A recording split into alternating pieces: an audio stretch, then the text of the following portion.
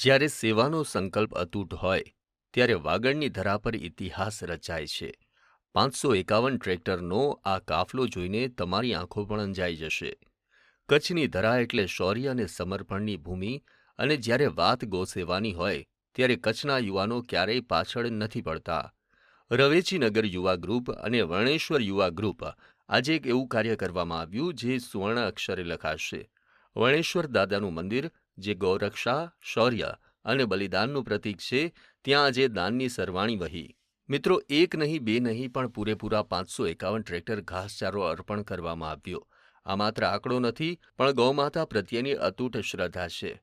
આ ભગીરથ કાર્યને લીધે વર્ણેશ્વર ધામમાં વસતા 600થી વધુ ગૌવંશને હવે આખા વર્ષ સુધી ઘાસચારાની કોઈ ચિંતા નહીં રહે. આગામી 12 મહિના સુધી આ અબોલ જીવોની જઠરાગ્નિ ઠારવાનું પુણ્ય આ યુવાનોએ મેળવ્યું છે. આજના જમાનામાં જ્યારે લોકો પોતાનામાં વ્યસ્ત હોય છે, ત્યારે રવેચીનગર અને ભીમાસરના યુવાનોએ સાબિત કરી બતાવ્યું છે કે ગૌસેવા એ જ પ્રભુ સેવા.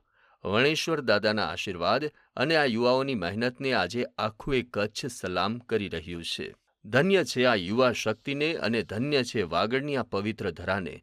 જો તમને પણ આ ગૌસેવાનું કાર્ય પસંદ આવ્યું હોય તો કમેન્ટમાં લખો જય વર્ણેશ્વર દાદા અને જય ગૌમાતા. આવા જ અવનવા વિડીયો જોવા માટે ફોલો કરો ઇન સેકન્ડ્સ.